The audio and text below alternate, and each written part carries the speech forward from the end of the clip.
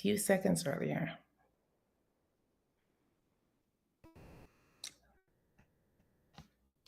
Okay, welcome to the Parenting on the Spectrum.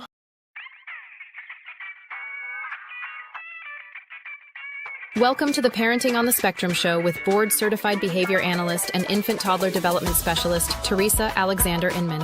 Parenting on the Spectrum dives into real stories, challenges, and triumphs, offering invaluable insights and support for families on your unique journey. Let's get into the episode.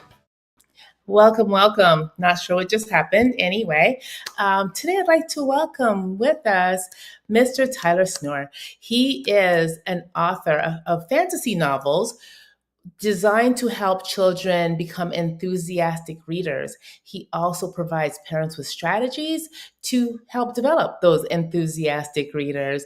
Welcome, welcome, welcome, Mr. Tyler. Thank you so much for having me. I'm excited to be here. Listen, it's such a pleasure. It's so cool when I have somebody who's young, right? Come on. And, somebody who's impacting children, somebody who's doing, you're serving your life's purpose. And the fact that you found that purpose really early in life is so exciting for me. So, when did you decide to write fantasy novels?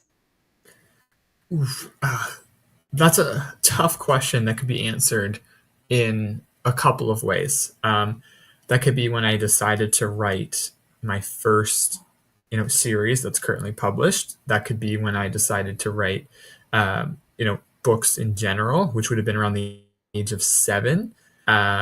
So it could go either way. So either 7 years old when I fell in love with writing itself, and I knew that I wanted to be a writer, and especially fantasy books, or it could be the age of 13 when I started working on this particular series. So it could be both answers. Wow. And really, there's not that much difference between 7 and 13. So that's super. 6 years. Yeah. 6 years. Yeah. When you're young, 6 years is a big spread, though, isn't it? As you get older, not so much. That's true. Yeah. So sorry, how did you develop a love for writing at 7 years old? Well, I've always been a big reader, so I loved books growing up. I started reading probably a year or two before I started writing and learning about writing. So I grew up with all the big series like Harry Potter and Percy Jackson and Hunger Games. Although those series kind of came later, but I just loved reading, and then that naturally developed into a love for writing. Very cool. And what was the first thing you wrote? Something that I will never ever show anybody. That stays in my drawer. It was these stupid stories that I wrote about my friends in elementary school, like just stuff no one wants to read. Right. Do they know that you wrote about them? They did, Oh, because I made the mistake of telling them that I was writing stories about them, and then when I realized how bad those stories were, obviously they're like, I want to read a story about myself, so I had to tell them no, like you cannot see what I wrote about you, which made a very very awkward situation. I could only imagine. Wow. So, and fantasy books. So you wrote your first book before grade 12? Yes, yes, I published it the summer going into grade 12. Wow, very cool. And how is it? So you've designed it, I guess, in a way to develop enthusiastic readers, right? Yes, yes, So do you want to share your method?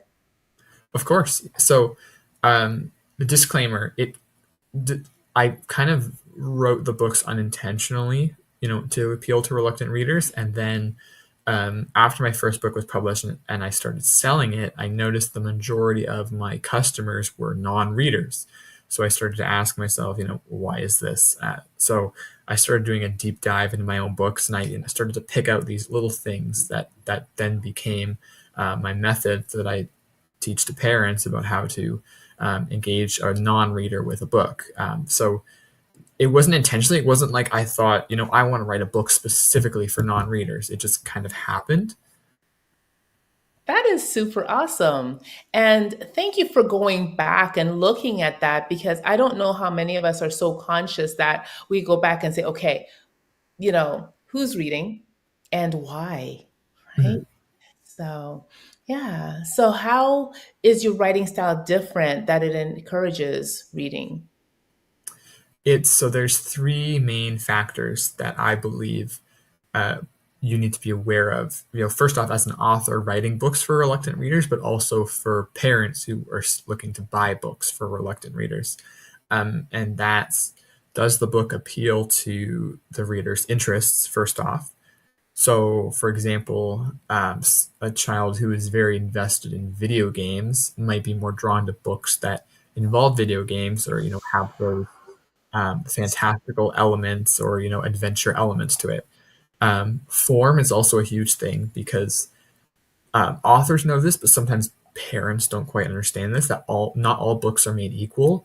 And there are, 100-page novellas, and then there is, a 900-page book, and those are completely different, and appeal to completely different readers, like regardless of what they're about, but just the form and the length of the books matter too. And then the third thing is chapter length. Um, I find that shorter chapters engage readers quicker because it promotes a sense of accomplishment. The more they read and they come to the end of a chapter, they're like, I finished a chapter, and they feel more inclined to move on to the next one. Wow, see, that's something I never thought of. That is awesome. And, the fact that, yeah, it just, I can see that how they would feel accomplished. It's like, oh my goodness, and then motivate them to keep reading. So it's almost like they read a little book in that amount of time. Exactly. Exactly.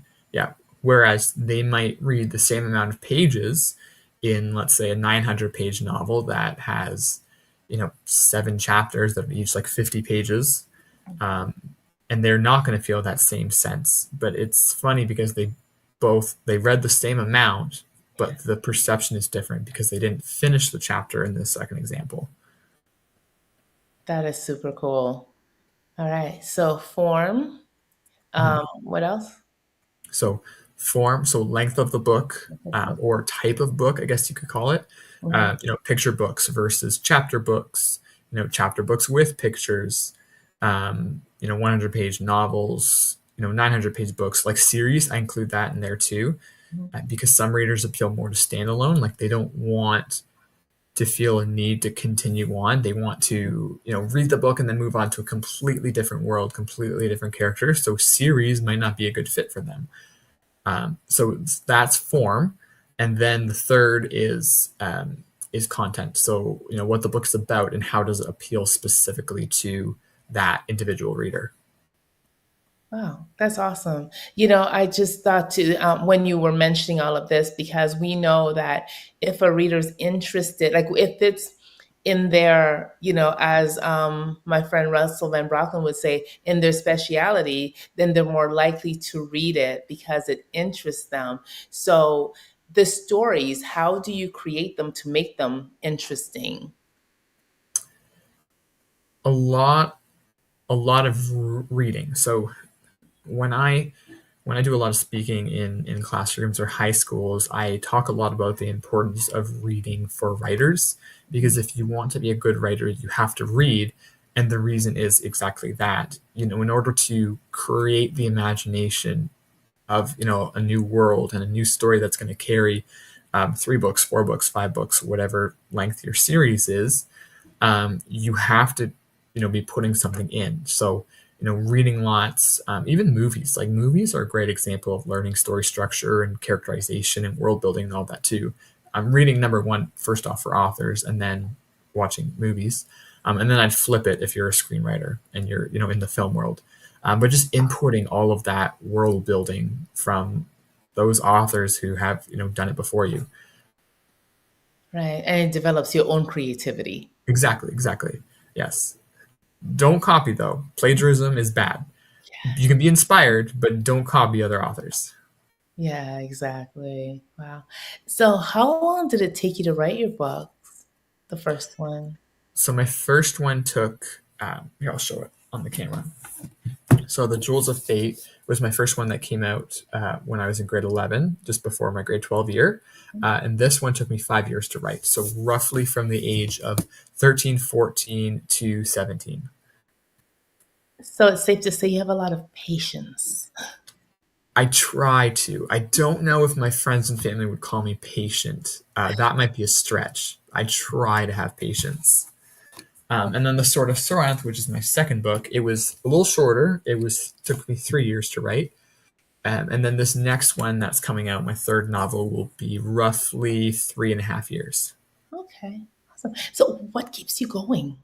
Because those are long stretches of time to be dedicated to a piece of work. Absolutely. To be honest, I'm in a season right now where I ask that every day. I'm at the part of finishing my third novel where I'm in the last stages of editing, and it's rereading it over and over and over, and you just want to pull your hair out because you've read the story so many times. Mm. Um, yeah, so I've asked myself that quite a bit lately in this current stage of the book. Um, but it's once again it's thinking of when the book is out and the readers who are waiting for it, or the readers you would want to read your book, um, and also being reminded that if other authors can do it, like, why can't you? Because it literally is a mental game. It's all about, if you want it, just learning the craft and persevering through it. Like, that's what literally it takes to write a book. And it's simple, me saying it like that. It's just very, very hard to put into practice. It is. So, what do you do? How do you get past the procrastination or the choice between going out and hanging out with your friends and I've got this book to write? How does that play out? Hmm. So, well, I'll answer the first part of the question, and then I'll answer kind of how do I overcome procrastination. So how do I say no to things is, um, I go through certain periods, usually the 2 to 3 weeks leading up to the launch of a book, where I will just cut everything else out. Like, it is crunch time, it is launch time. I'm usually finishing editing in that stage, and I'm putting in like 12 hours a day of editing. So I say no to pretty much everything during those 2 to 3 weeks, and I can say no because I know I can say yes once the book is out. So as soon as the book comes out, I my schedule kind of relaxed a little bit, and I'm able to do more things. So it's never no, it's just a delayed yes for me, and I always remind myself of that. And it's also just for a short period of time, like just a couple of weeks. I got to really lock in and get it done.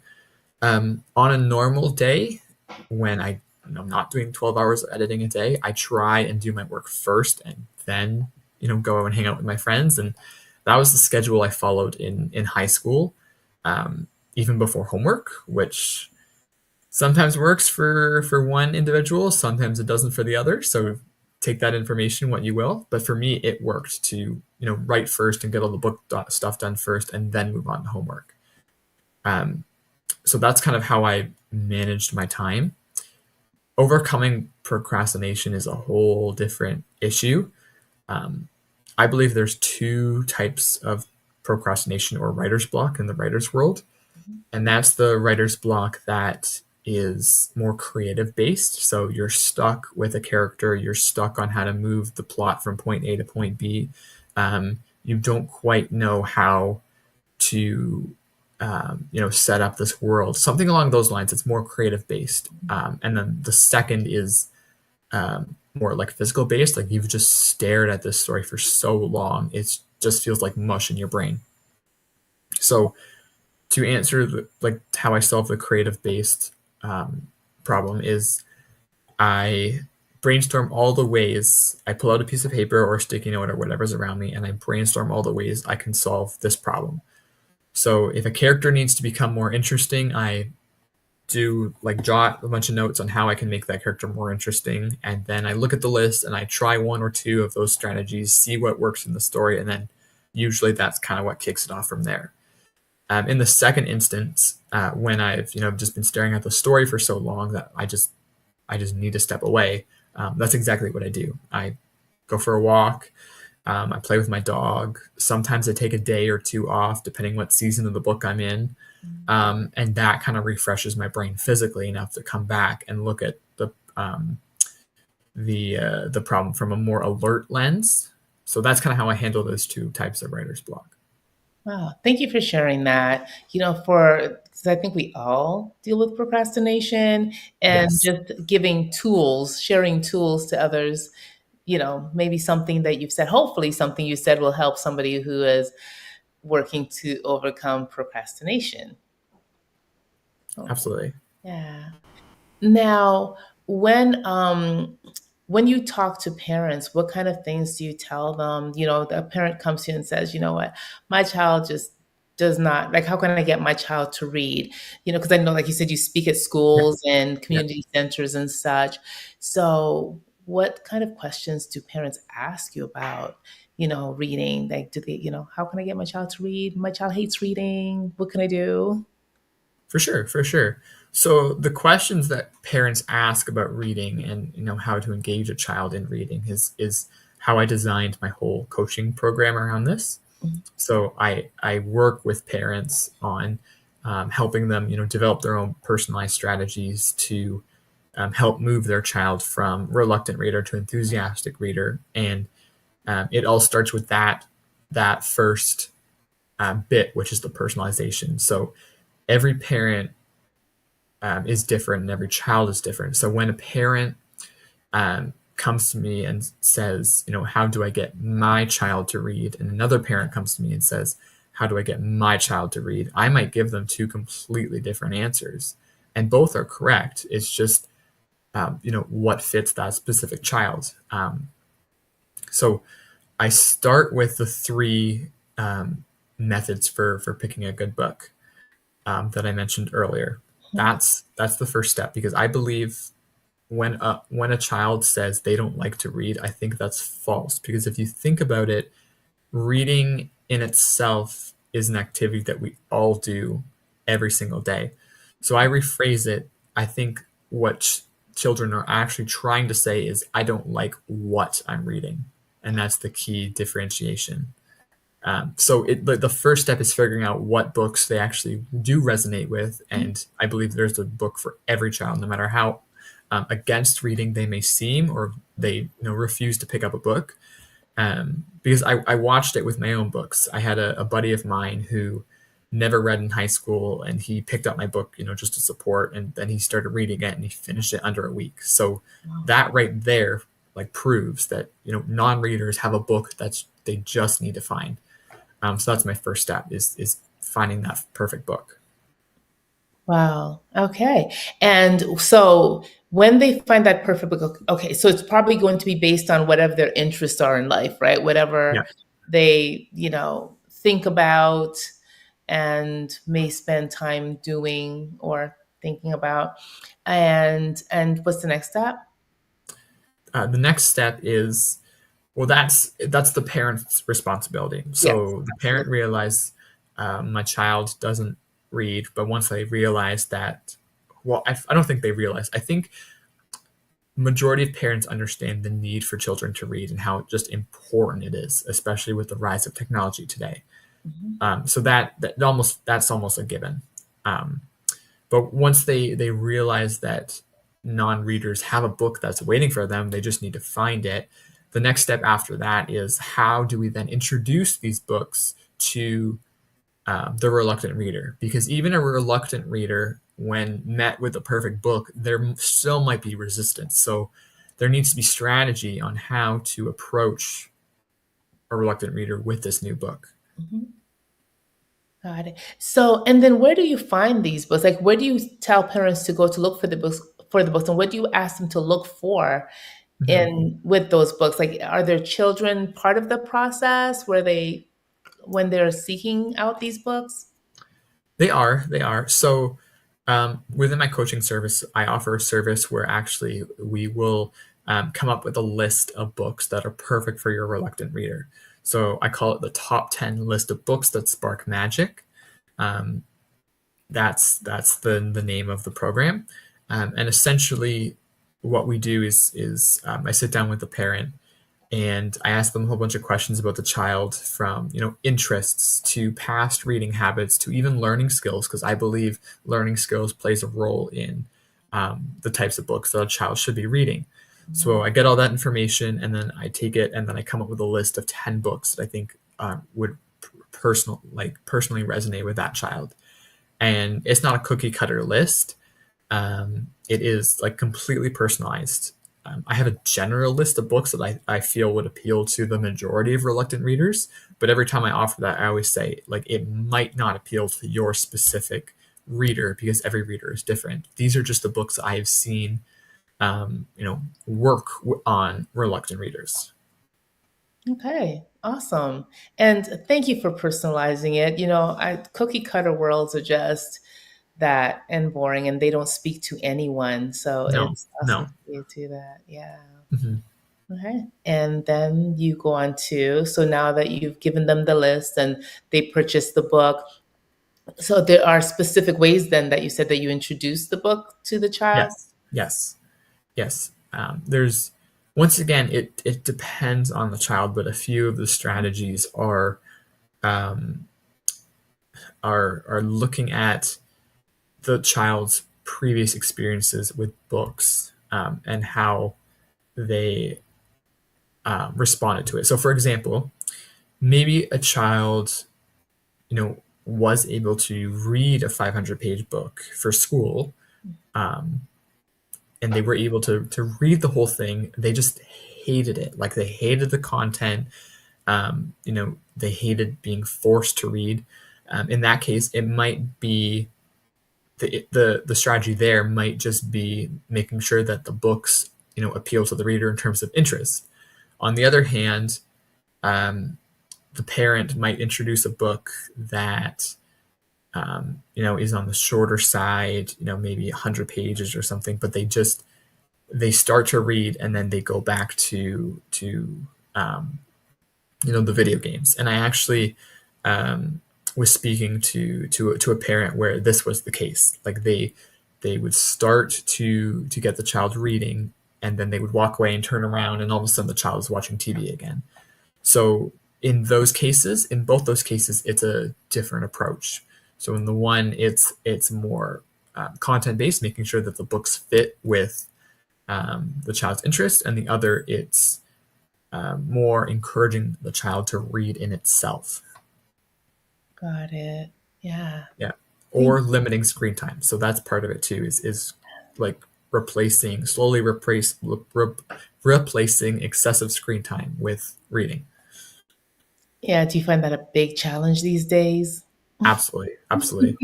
It's part of the questions I ask parents to get a sense of the situation, and the majority of parents I talk to are like, "Oh yeah, my child spends 6 hours a day on the TV, on the video games," and then I ask them how much time they spend reading, and it's like 15 minutes a day to nothing sometimes, and Mhm. obviously the scale is quite off. Like, that's a huge scale there. Yeah, and I read something, and I don't know how much it applies to older children, but I know, especially with younger children, screen time negatively impacts brain development. And, seeing as we've got, neuroplasticity going on, I think that Mhm. might even apply to older children because with these games, I mean, there's really, in a lot of cases, there's no social interaction. It's just them and a screen. Mm. And yeah, I can't Yeah. imagine. Yeah, absolutely. Yeah. So the next phase is then, how do we make books just as addicting as screens? Yes. Mhm. How? Mhm. Yeah. So I guess it's just finding that book Yeah. that would engage them and keep them interested. Yeah. Yeah. Mhm. Very cool. All right. Is that the final phase or do you have another one? And then the last final phase that I work with parents on is how do we take kind of what the book is about or what the child is learning through the book and apply it to the real world. So because I believe reading is great, but in a lot of cases, the child will finish the book and they might even love it and read it in record time that they ever have before. But what do they do immediately after they put the book down? They go back to the screen. So a final phase is how do we introduce things that kind of keep the conversation going or the learning going or what, you know, or how the child is interacting with the book. How do we take that and then help them interact with the real world? So I A part of also what I do in my services is I plan activities, we create activities based on the book for the child that get them interacting with, the real world. And this is fantastic with nonfiction books. It's a little trickier if it's fiction, but like works super well if it's nonfiction. Wow, that's awesome. The fact that you do that, and again, to link the two and make it, to make it applicable to real world, because I know we learn better when we Mhm. can apply what we've experienced to the real world. Absolutely. Very cool. How did you come about designing this program? Like, what made you like what was the motivation? Like, and the way that you organized everything, because it just sounds so like next level. Thank you. um, a lot of trial and error, and obviously everything is still in the working phase, and kind of how I operate and how I run my business is I always want to make sure that everything I do serves parents and serves the children. So I have that mindset every time I go into a talk, and I always evaluate, like, is this talk that I'm giving going to benefit the grade nines that I'm speaking to, or is this talk that I'm giving going to benefit like the grade threes that I'm speaking to, or is this talk at this conference going to benefit the parents that I'm speaking to, or even writing the books, like that's always the front of my mind, is what is best for the customer. But the second part of that was when I used to do events. So a couple of years ago, I would do a lot of vendor markets for my books, especially after my second book came out. There was about a year and a half period where I was doing a market almost every weekend. And I had lots of conversations with parents and kids. And a lot of times parents would come up to me and they would look at my books and they'd, read the back and they go, wow, this, like, I think my kid would love this, but they just don't read. And they would put the book down and walk away. Or a parent would come and say, you know, you're a writer, you're a young 20-year-old, 23-year-old. So they assume correctly that I was a reader growing up. Like, how did your parents get you to read? Like, how did you become a reader? Like, what? Like, I can't get my child to pick up a book. And when you hear that 100 times, it becomes ingrained in your brain. And that's when I started to develop this program to, help that issue. Awesome. Thank you. And thank you for saying it was trial and error, because a lot of young people, they give up when there's an error. When they make a Mhm. mistake, they give up. So thank you for mentioning that. Our time is winding down, Tyler. How can people get hold of you? Of course, of course. So my contact information is on my social media is at Snur Stories. You can follow me on Instagram, Facebook, TikTok, and YouTube. And my email is info@snurstories.com. That's my direct line to me.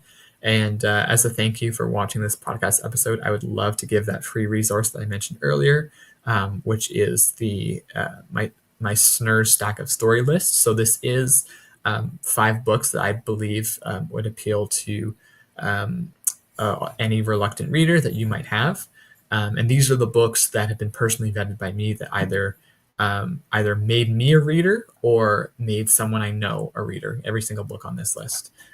So I would love to give that to you as a thank you for watching this episode. Awesome. Thank you so much, Tyler. And thank you for your generosity. Parents, jump on this, please, because reading is so important. You can't get by without reading these days. So please, please, please. And I just want to say thank you, Tyler, for being here and for sharing your program and just your heart with us. And audience, thank you for watching. You can also find this on Spotify and YouTube. And if you missed any of the episodes, go back to E360 TV. Everything's right there for you. Thank you for watching and see you next week, same time.